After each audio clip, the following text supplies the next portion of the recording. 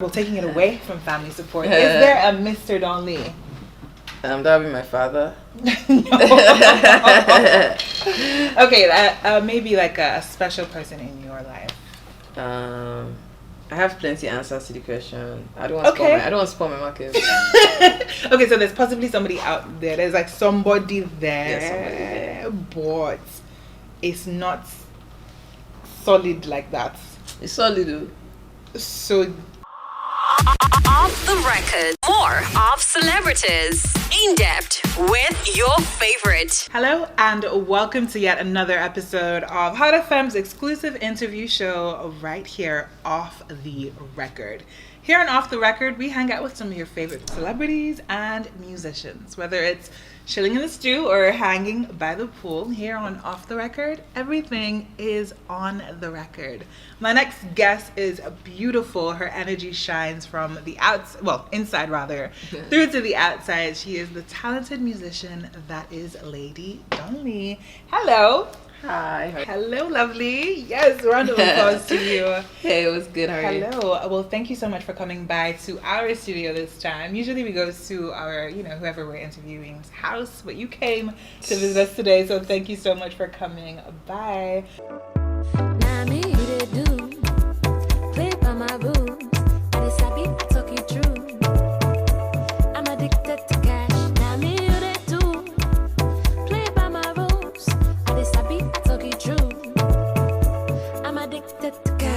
Welcome. We're at our studio right here in Lagos. You just dropped your EP. You dropped it on the 30th of July. Yes. It is called Wow. It's a 6-track EP. Yeah. Talk to us a little bit about it. Wild.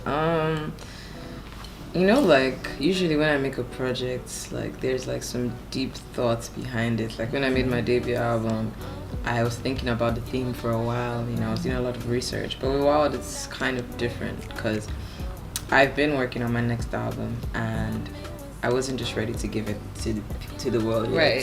So I was like, what should I do in the meantime? Mm-hmm. And then I decided, okay, let me make an EP of songs that aren't entirely going to make the album. Right. Songs that I would have given to other people as well, because when I make music, I compartmentalize. So I have different folders. I have album potentials, I have not quite album potentials, and I have something called rejects. Wow. But the rejects aren't rejects per se. Right. They just are songs that I don't want to sing. I don't hear myself singing. Right. So songs I want to give other artists. So I kind of compiled those three things together and just made this little project. Interesting. But then it was still thought of at the end of the day, when I was compiling the songs, if you listen to it, the songs are really interlinked properly. So I still took some time out to make it a compilation that sounds like a body of work. Yeah, body of exactly. work. Right. As opposed to it just random sounding eclectic mix. Exactly that. So obviously you've put together a 6-track EP. You said it's a cohesive body of work. Each of the songs are obviously titled differently, but do each of the songs represent something different or completely different ideas and feels, or are they sort of a building block, one leads to another? The thing is that it's a bit of both, So if you listen to the EP, it sounds like a journey, right? And that's kind of what I wanted it to be. At the end of the song, at the end of the first song, you hear a door closing. At the beginning of the second song, you hear a drive, and it's kind of you're driving from one field to the other. The beginning is kind of soulful, it's solace, and then it gets into more energy, more fun, and that's kind of my emotions over the last year, where it's I was searching for myself, trying to get clarity, trying to find peace, and then I reached a point during lockdown, because I was locked down in Toronto for 8 months. Oh wow. So I reached a point during lockdown where I'm I just want to go out. And then exactly, and I reached a point where I was outside, we outside, and then that's kind of how the project moves. Right. It's just solace, happiness, fun, and I feel it's just a really fun project. Right. So where are you now in your journey? I think I'm back to square one. Back to solace or searching? I'm back to searching. I'm back to solace. I'm just trying to figure out my place in this world. What do you feel about your place in music? I don't quite know. To narrow it down, let's try and look at your place in music, specifically in Africa. Yeah. You know something, and I realized like a couple of months ago actually, it's like the more I think about stuff like that, the more pressure I put on myself, you know, because then I start telling myself, oh, you know, you're getting older, you're not where you should be, this is who you should be, this is where people should be looking at you. And it was like badly affecting me, you know, it's like making me anxious. I'm dropping the song, and instead of me to care about like how people's energy react to the song, I'm just like, oh my god, what are the numbers? Right. What are the numbers? What are the numbers? Right.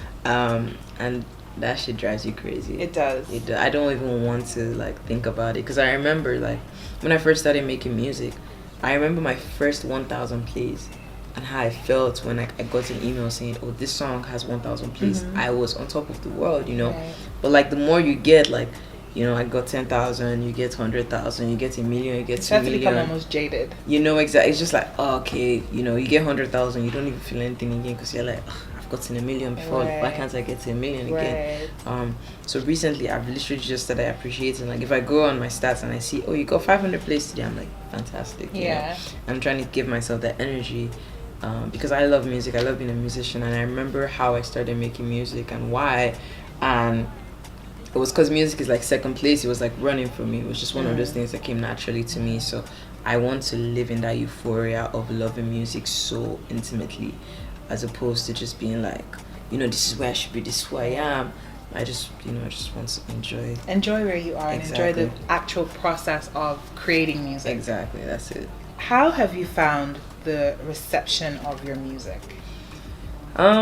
Reception is always like half and half, because like I have fans, I have super fans. Like I have fans that like go to all my shows, right. You know, that I identify, I see, and I know. And for most of them, it's always good. Like, you know, they're like, yeah, they love it. And then there's people who don't like my music. They don't like the sound of my voice. They don't like, I don't know, something here or there, you know. But and that's to be expected, though. Yeah, you know, like, if you're doing something right, really and truly, not everybody is going to necessarily like you or even understand your sound. Exactly. And a lot of people were confused, not liking you for just not understanding your sound. Yeah. And that's okay too. It is. It's just like it can get really spiteful, you know, because someone might dislike my music and then go on a limb to just like not just say they dislike it, but like tear me down. Like, wow. Yeah, you know, because like there are a lot of songs I don't like, but I'll never say that song is a shit song, right. Or that artist is shit. I'm just like, oh, I don't like the song, it's not for me. Exactly. You know, but people are like, that song is shit, you sucks, give up, blah blah blah blah blah. And you know, like I've been getting stuff like this since I was like 16, which is like when I first started putting out music properly.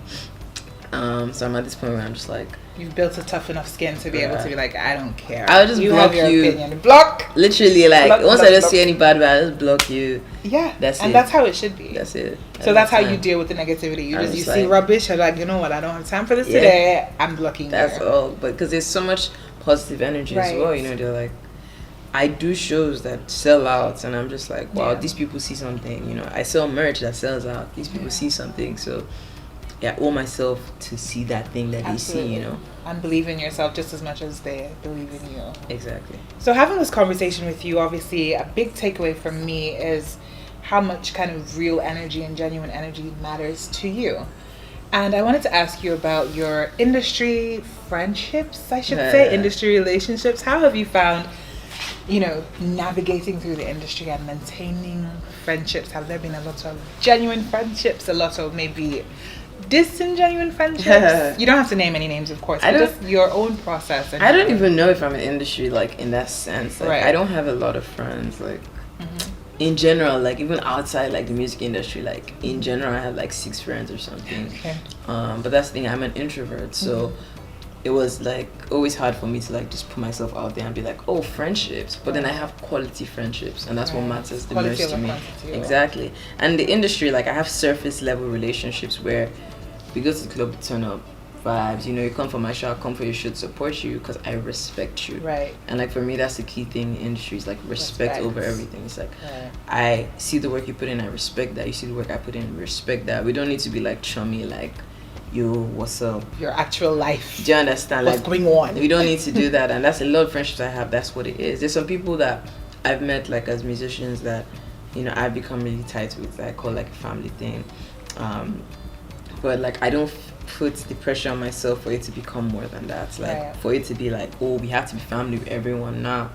I respect you. I see what you're doing. You're doing great. I respect that. Respect I support is it. enough. That's all, you know. Respect so is that's enough. That's what it is for me. That is what is up. I mean, obviously, you said that you've been putting out music since you were 16. Yeah. How has that been with your family? How have they been in terms of supporting you with your music career and, you know, giving you or enabling you the voice to really feel confident in yourself to put out music at such a young age? Nah, my family's cool. Like, like literally, since I was little, as I said, like I've been like writing poetry, like stories, songs, rap songs, and my dad like still has like all like the things I ever wrote. He holds on to them? Yeah, like my dad like has He's a folder. sentimental like that? That is so cute. He has a folder for like all of us, like all me and all my siblings, Yeah. and so he has all my stuff, like all my words are around the house. So he always knew that I was going to be creatively inclined, you know, be it a journalist, be it a musician or whatever. Same thing with my mom, you know. So wanting to like put out music, like the first project I ever put out, they were just like, yeah, okay, cool, go for it. Yeah. And obviously, when I was in university, that kind of support was harder because it's like, okay, we want you to do this, so but as in, Face your you have book. to, you understand? Read your book. Trust, because even when I was in college, in A-level was like one of my tutors told my dad, he was like, you know, your daughter is really special, and she has like this really special talent, to watch out. Wow. And you know that stuck to him. So once I was done with uni, I just, you know, I gave him my certificate. I said, I did this for you. I'm out. You know, Now I'm about to do this for me. Exactly. So I just finished university, came out, and it's you know, supportive. Nigerian parents, you know them, like once you start doing better, they're happier. That's just it. It's like, so once they saw me like doing better, not asking for stuff, even like doing stuff like in the house, like pitching in to do like certain things, like or their friends calling them, you know, like we just saw her on this billboard, you know, They started seeing and believing. Exactly. Or even me like just going on tour, traveling, or just calling my dad. I remember I got booked in Mauritius, like my first festival I ever did, and he's just like, wow, like you're going to Mauritius, like seeing the videos from that. He's just like, okay, this thing, you know, there's something there. And just kind of like believing. So I think that means like so much to me. Like before my shows, like when I dropped my EP, my dad sent me a text in the morning. It's like, congratulations, lady, I wish you success. You know, he sends me like a wonderful goodwill message, and just like stuff like that is just so important to me. Absolutely. I mean, I think regardless of, you know, who you are, no matter what, you would always and constantly seek the approval of your family. It's like a innate thing in just being a human being, especially coming from an African household. We know the relevance and the importance of family. So to hear that your family support you, that's obviously amazing to hear. Speaking of family support, well, taking it away from family support, is there a Mr. Donli? That would be my father. Okay, maybe like a special person in your life. Is there a special person? Is there in a my special life? person? You have to expand that question. Is there somebody that you're seeing or in a relationship with? If you want me to expand, I can keep on. Is there somebody that is out there that, you know, you are romantically involved with? See, now this question is complicated. It's a complicated. Okay? Let me help you. Is it a relationship? Yeah, or is it a situationship? A situationship? There's more.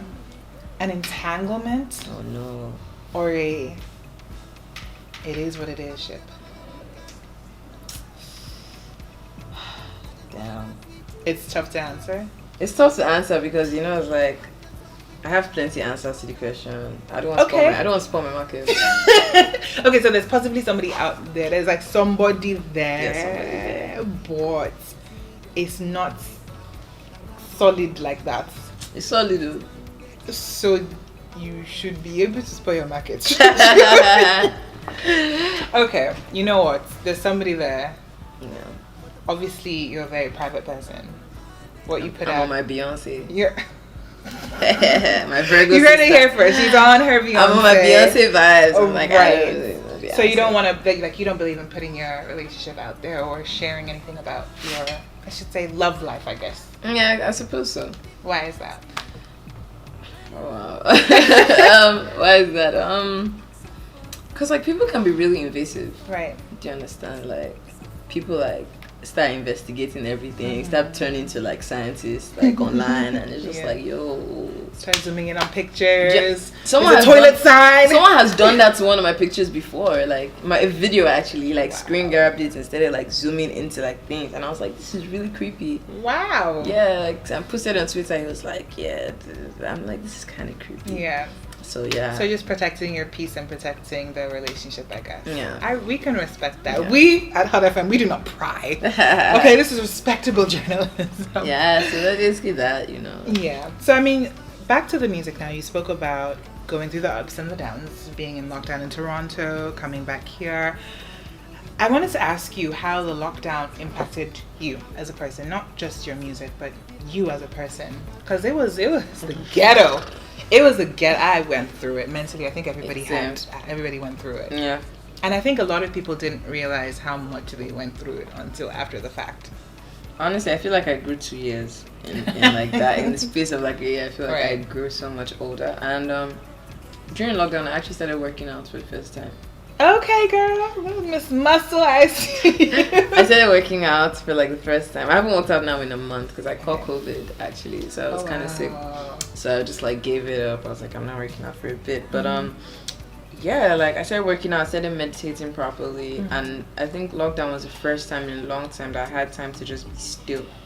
Because I'm a nomad, like I move around a lot. So like every 3 months, 2 months, I'll go to a different city, move. But lockdown was the first time like I was just with me, my thoughts. I had time to like learn new things. I had time to like just reflect and just take a step backward and say, you know what, chill. I mean, but like that's like the good side. But like on the downside, you know, experiencing like so much anxiety over just being so still as well, because I was meant to be on tour. And just asking myself like how people respond when it's over, and also trying to move with like the moving world, because now we have virtual concerts, we have this, things are just moving, changing. You know, things are changing. So I think like I experienced so much anxiety from like just having to go through that, and being away from my family as well, being away from my friends, because I was in Toronto, experiencing winter there, you know, like going through all the seasons there. Not even staying at home. I was in someone's house as well. So you're almost uncomfortable there also. So there was a lot that you were dealing with, like, you know, mentally. Exactly. That's why I started working out actually. And did you think that it was a good outlet? No, it definitely was, because then I could just distract myself with the progress I felt I was making. That's okay too, as long as you got through it. You spoke a little bit about, you know, dealing with anxiety during lockdown. I want to bring the conversation back to Nigeria. I think Nigerians as a whole maybe don't give enough attention to mental health. That's something that is real. I think a lot of people just have this mentality of we go just push they go. Yeah, no, that's standard now. And we move literally. Yeah, exactly. I think that's the most toxic phrase in the that's world. Like Gen Z millennial anthem. We move. And it is the most toxic thing when you really, really think about it. Because how's things? Oh yeah, it's okay. Are you sure? We move. I say it so much, but it's not really okay. It's bad. So I was gonna ask you, I mean, what you think of that. Do you think that mental health is something that we pay enough attention to? And if you could be a mental health ambassador, like how do you feel like you'd help at least educate or give a voice to the youth? I think it's definitely something we don't like look enough into or think too much about in Nigeria, and it's just because things are just so hard. Yeah. Like in general, like the average person has a rough time, you know, because nothing is straightforward in Nigeria. So, you know, we just that mentality. We just have to keep moving, because it's like if we don't move, exactly. If we don't move, then we die here. Literally, another that's phrase. Like, you know, what else are we gonna do? And like I suffer from anxiety, you know, and obviously, like, I feel like lockdown just like made it even like times 10 of what it used to be as well. But I think it's just also so important to just have the right people in your corner. that you can talk to, because a lot of times people are like, okay, get therapy, seek professional help, but like, how accessible is therapy? How affordable? Do you understand? Like, how accessible, how affordable is it for the average person? Right. The average person Nigerian is not, person. do you understand? Also. It's not even a realistic option. So the best thing that you can do is to have people who truly understand empathy around you. Because I can be having a conversation with a friend and like, or someone I consider a friend, next thing they're telling me is like, oh, what you're dealing with is not that bad. Imagine this, that happened. I don't want to hear that, Sometimes it's just good enough to just have someone who just listens. Right. Like when my friends message me sometimes to talk, I ask them, I say, do you want to vent or do you want solutions? Right. And maybe they say they just want to vent. I'm like, okay, cool. I'll listen. Just here to listen. They want a hug, you give them a hug. They want some reassurance, you give them that. If they want solution, you offer that, But it's just always having people in your corner that respect your decisions and are willing to lend a helping ear to you. Yeah. And obviously, if you can afford therapy, please go to therapy. Also. Literally, like it's fantastic. So I agree 100%. I think it's important to know, especially when you're the person on the receiving end, like you said, it's important to assess whether or not they need to vent or they need solutions and offer the right one at the right time. Also, and even like just like sending care packages to your friends like that are having a rough time. I was having a rough time like a couple months ago. One of my friends just sent me like food, like cards, just like stuff, just cute stuff, just like to reassure me that what, I know you may not want to talk to any of us this time, but like we are here for you whenever you need. Exactly. And it's just like that, and sometimes that's all you need, just knowing that somebody is there and that people are there, they're here. That's so amazing. Wow, we got really, really deep into it there. But yeah, just to sign off, before we sign off, if there's anything that you wanted to tell your fans or that you could tell your fans, what would you say to them? I think I would just tell them I'm like super grateful that they're even here. I didn't put out music for a better part of the year, and like last year was like in and out, but it's just so heartwarming to see that people still stick with me and are still like interested in what I have to say. And also, let them know that my second album is fantastic and it's on the way. It's coming real soon. But for now, manage wild. Yes. And listen to that. So yeah, you heard the lady go manage wild. You'll do more than manage. You'll enjoy it too. You'll enjoy it too. There's a song that you have with Wani. He previewed a video on Twitter. That song's never coming out. I'm so sad about it. You know what? I'm gonna call him after this. Song's never coming out. But yeah, thank you so much for coming through to our studio. Really, really appreciate it and enjoyed this conversation. Thank you for talking to us about mental health also. And yeah, you guys have seen how it went. If you like the video, don't forget to like the video. Also comment and subscribe. And check out the lady of the hour herself. Check her out on social media and of course her YouTube page also. That is it from us for today, right here on Off the Record. Signing out, I am BB Ray and this is Hot FM's Off the Record. Bye. Ciao.